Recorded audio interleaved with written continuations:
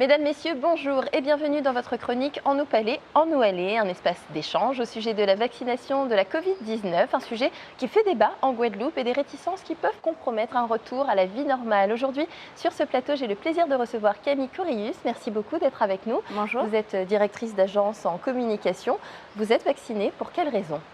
Les raisons, elles sont multiples. Les premières, je pense qu'elles sont très personnelles. Le fait d'évincer un petit peu la menace de tomber malade, même si par rapport à mon âge et mon état de santé, j'avais conscience que j'avais peu de chances de faire une forme grave.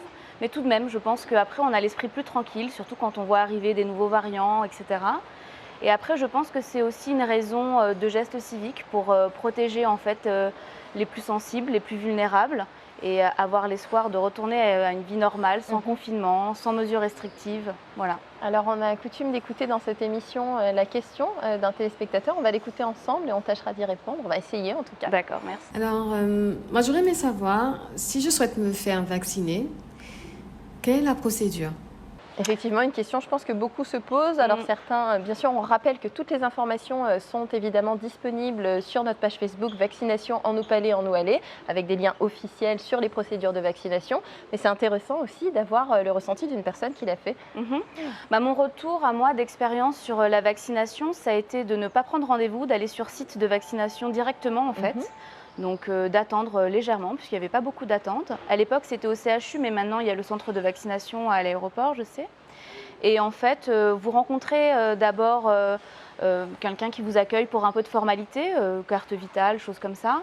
Ensuite, vous avez un entretien avec un médecin généraliste qui pose des questions et qui s'assure que vous êtes en état pour être vacciné, qu'il n'y a pas de contre-indication. Ensuite, une infirmière vous vaccine, vraiment, elle pique, c'est assez indolore. Ouais.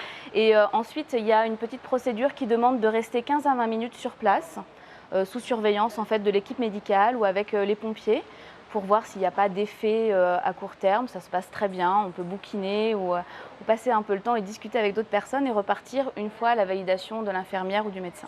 Voilà. D'accord, et puis ensuite, pas d'effet secondaire particulier à signaler? Non, la première dose, vraiment aucun effet secondaire. La deuxième dose, je dois avouer que j'ai fait partie des personnes qui le lendemain ont eu un peu de courbature ou de fatigue qui disparaissent de manière complètement spontanée 48 heures après. Merci beaucoup Camille, merci à vous chers téléspectateurs. Le débat continue sur notre page Facebook Vaccination en nous palais, en nous aller. Envoyez-nous vos questions, vos témoignages, vaccinés ou pas. On prendra le temps d'y répondre. Merci à tous.